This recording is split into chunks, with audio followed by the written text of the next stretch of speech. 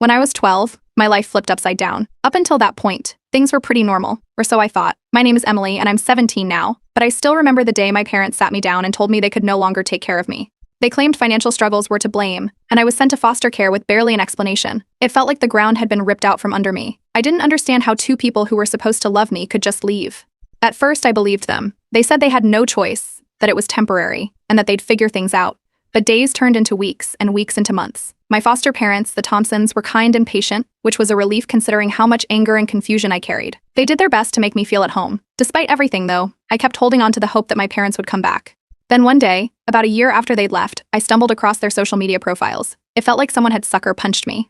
Instead of the financial struggles they'd claimed, I found photos of them sipping cocktails on beaches, posing in front of landmarks, and talking about how free their new lifestyle made them feel. They had become full-time travelers, living their so-called dream while I was stuck in foster care trying to piece my life back together. I couldn't believe what I was seeing. They even had a travel blog, complete with pictures and captions like, "Living our best lives," and "Grateful for this amazing journey." There was no mention of me, my little brother Jake, or the life they left behind. I read every post obsessively, hoping for some kind of explanation, but all I found was their endless bragging about how much they loved their new life. Jake, I later learned, had been sent off to boarding school, like some unwanted afterthought. That was the moment I knew I couldn't count on them anymore. My heartbreak turned into something else. Determination. If they weren't going to be there for me, then I'd have to figure it out myself. The Thompsons helped me a lot during that time. They weren't rich or flashy like my parents pretended to be, but they were kind. They made sure I had what I needed, encouraged me in school, and gave me a sense of stability I hadn't realized I was missing. I threw myself into my studies, joining every club and extracurricular I could. It was my way of staying busy, but also my way of proving to myself that I could rise above the situation. I met my best friend Sarah that year. She had this ability to make everything feel normal, even when my life was far from it. She didn't judge me when I told her my parents had left, or when I vented about how unfair it was. She just listened, and honestly, that made all the difference. But my parents weren't done shaking up my life. One day, while scrolling through their blog again, because let's be honest, I couldn't stop checking, I saw a new post. This one hit harder than the others.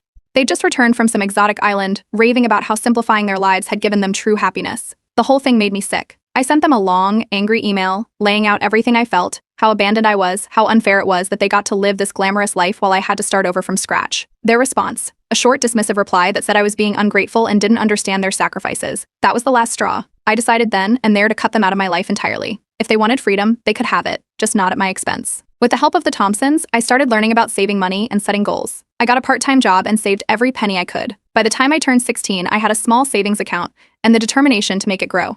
That year, I also found out I'd qualified for a scholarship. It wasn't just any scholarship either. It covered nearly everything. I still remember the look on Mrs. Thompson's face when she found out. She was so proud she almost cried. Hearing her talk about me like that made me realize how far I'd come. By the time I turned 17, I was thriving. I'd won an Academic Excellence Award, which got a lot of attention online. I'd posted about it, excited to share my accomplishment, only to see a comment from my parents. They wrote something generic, like, "So proud of you. Let's reconnect soon." It was infuriating. They hadn't been there for me. And now that I was finally succeeding, they wanted to swoop back in? No way. I didn't reply. Instead, I focused on my future. I had a plan, and I wasn't going to let them derail it. I'm 17 now, and things have started to look up for me. Against all odds, I secured a full ride to an Ivy League school to study business. The Thompsons were ecstatic when I told them, and honestly, their excitement made the moment even better. It felt like everything I'd worked so hard for was finally paying off. I packed my things and moved into my dorm, determined to make the most of this opportunity. In my first semester, I landed an internship at a major investment firm. It wasn't glamorous, mostly data entry and shadowing, but it was a foot in the door. I didn't mind starting small. Every experience was a step closer to my goal of financial independence. A few months into my first year, I got an email from my parents. It was the first time I'd heard from them in years. They wrote about how things had been difficult lately and mentioned that they were proud of my accomplishments. At first, I thought it was a generic attempt to reconnect. Then, towards the end of the email, they slipped in a comment about how hard it was to make ends meet and how they'd appreciate any help I could offer now that I was doing well. I didn't respond. I'd cut them out for a reason, and I wasn't about to let them worm their way back into my life now that they needed something. Ignoring them felt like the right move, but they didn't stop there. A few weeks later, I got a message from Jake. Jake and I hadn't talked much since everything happened. He'd been sent to boarding school when we were kids, and our parents kept us so separate that it felt like we'd grown up in different worlds. When I saw his name pop up on my phone, I wasn't sure what to expect. He apologized for being distant and told me our parents had been contacting him, trying to get through to me. He mentioned that they were pressuring him to help bring the family back together and had even guilted him about how I'd abandoned them. I invited Jake to visit me at school. I hadn't seen him in years, and I needed to know what was really going on. When he showed up, he looked different, older, but also tired in a way that didn't seem right for someone his age. Over coffee, he told me about his life at boarding school. It sounded strict and miserable, the kind of place that broke kids down instead of building them up. Then he dropped the bombshell. Our parents were broke. They'd been struggling for a while, maxing out credit cards to keep up the image of their dream life. Jake told me they were back in the US, now trying to become travel influencers, but it wasn't working. They'd burned through their savings and were in serious debt. Apparently, they'd started selling off personal belongings just to stay afloat. Hearing this didn't surprise me as much as it probably should have. I knew their lifestyle wasn't sustainable, but it still felt strange to have confirmation. Jake mentioned that he was planning to leave boarding school early and stay with friends because he couldn't take it anymore. I supported his decision and told him to let me know if he ever needed help. Meanwhile, my internship was going well. I must have done something right because they offered me a part-time paid position during the school year. Balancing work and classes wasn't easy, but I'd gotten used to juggling responsibilities. It felt good to know I was earning my own money and building a future that no one could take away from me. Things got a little weird when my parents started popping up on my LinkedIn posts. They commented on one of my updates about the internship, writing something along the lines of how proud they were of me and how they'd love to catch up. It made my skin crawl. I didn't want my professional network seeing those comments. I talked to my boss about it, and she advised me to block them if it became a distraction. That's exactly what I did. Around this time, I started a side hustle teaching financial literacy to other students. It was something I'd picked up from the Thompsons, who taught me how to manage money when I was still in foster care. The hustle gained traction faster than I expected, and soon I was running workshops and creating resources. It felt good to give back, especially knowing how many people didn't get this kind of guidance growing up. Then a family friend reached out to me with some unexpected news. They told me my parents were on the verge of bankruptcy. Apparently, their attempts at being travel influencers hadn't panned out, and they were drowning in debt.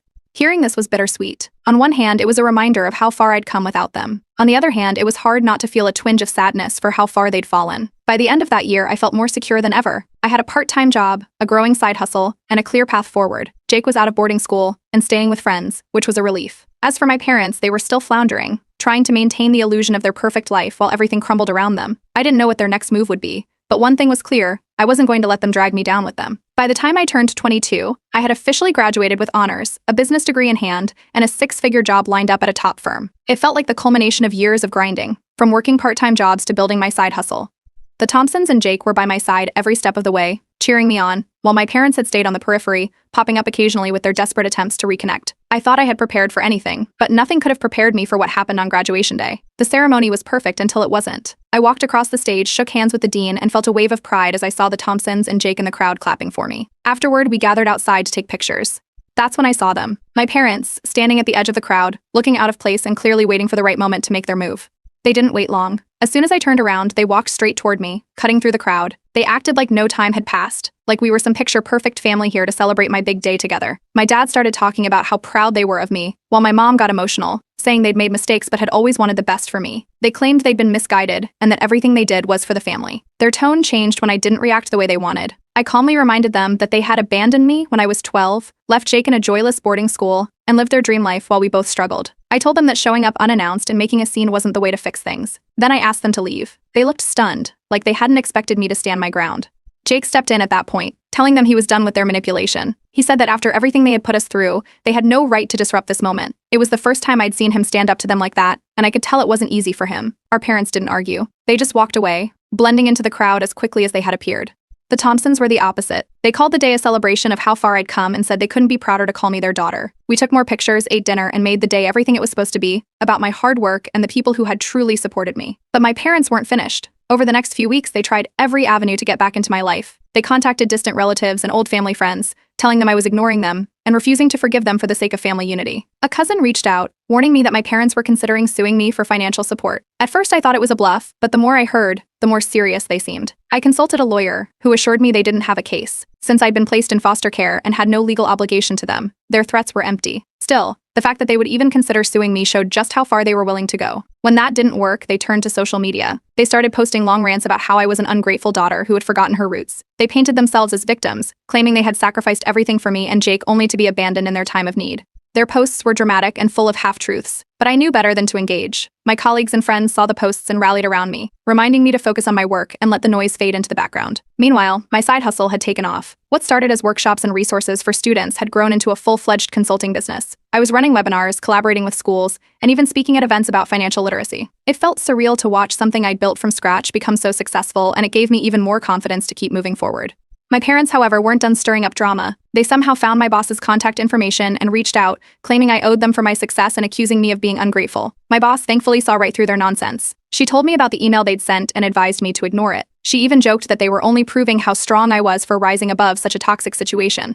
Jake took things a step further. He made a public post on his own social media, defending me and exposing our parents' actions. He wrote about how they had abandoned us, tried to guilt us into helping them, and even threatened legal action when things didn't go their way. His post gained traction, with people sharing it and calling out my parents for their behavior. I decided it was time to address the situation myself. I made a brief public statement, acknowledging the lies my parents had spread and clarifying that I had no intention of reuniting with them. I kept it professional and focused on the truth, then shifted the focus back to my work and the future. The drama didn't stop my momentum. If anything, it fueled me to keep pushing forward. My business continued to grow, and the support from Jake, the Thompsons, and my colleagues only made me stronger. My parents' attempts to tear me down had failed, and for the first time in a long time, I felt completely in control of my own story. By the time I turned 24, I had reached another major milestone: buying my first home. It wasn't just a house, it was proof that everything I'd worked for was finally paying off. The house was a cozy, modern place in a quiet neighborhood, and I couldn't wait to fill it with memories. To celebrate, I invited the Thompsons and Jake over for a housewarming. They'd been my rock through everything, and it felt right to share this moment with them. The day of the party was perfect. The house was decorated with flowers and lights, and I'd ordered way too much food. The Thompsons brought a homemade cake, and Jake showed up early to help set up. We spent the afternoon laughing, sharing stories, and talking about how far we'd all come. It was everything I'd hoped for, until the doorbell rang. I wasn't expecting anyone else, so I opened the door without thinking. Standing there, looking disheveled and out of place, were my parents. They told me they were homeless and had nowhere else to go. They asked to come inside, saying they needed my help. It felt like a scene out of a bad movie. I didn't let them in. I told them they couldn't just show up uninvited after everything they'd done. They didn't take it well. They started yelling, accusing me of being heartless and ungrateful. The commotion drew the attention of my neighbors, a few of whom came outside to see what was going on. I stayed calm and told my parents they needed to leave. When they refused, I had no choice but to call security. Security arrived quickly and escorted them off the property. The entire altercation was caught on camera by one of my neighbors, who later posted it online. Within hours, the video went viral. People were shocked by my parents' behavior and overwhelmingly supportive of how I handled the situation. But my parents weren't done causing trouble. A few days later, a tabloid published an article featuring my parents' side of the story. They painted themselves as victims, claiming I'd abandoned them in their time of need. The article was full of lies, but it didn't take long for people to start connecting the dots. Comments on the story were overwhelmingly in my favor, with many pointing out their history of manipulation and entitlement. My lawyer quickly issued a cease and desist letter, shutting down the story before it could gain more traction. It was exhausting to deal with, but I wasn't about to let them tarnish everything I'd built. My focus stayed on my work, which was gaining momentum in ways I never expected. My consulting business was now nationally recognized for its work empowering young adults. I was invited to speak at events, collaborate with nonprofits, and even contribute to educational programs. It felt surreal to see something I'd started as a side hustle grow into a movement that was genuinely helping people. Around this time, I reconnected with Sarah, my best friend from high school. We drifted apart during college but quickly picked up where we left off. She became one of my biggest cheerleaders, always reminding me of how far I'd come and helping me stay grounded. Having her back in my life felt like another piece of the puzzle falling into place. Meanwhile, Jake updated me on our parents' situation. They were living in a rundown motel, still trying to maintain appearances despite their obvious struggles. Hearing this didn't bring me any satisfaction. It just reinforced how much I needed to keep my boundaries. Then, something unexpected happened. A documentary crew reached out, interested in telling my story. They wanted to highlight my journey from foster care to success, focusing on the challenges I'd faced and how I'd overcome them.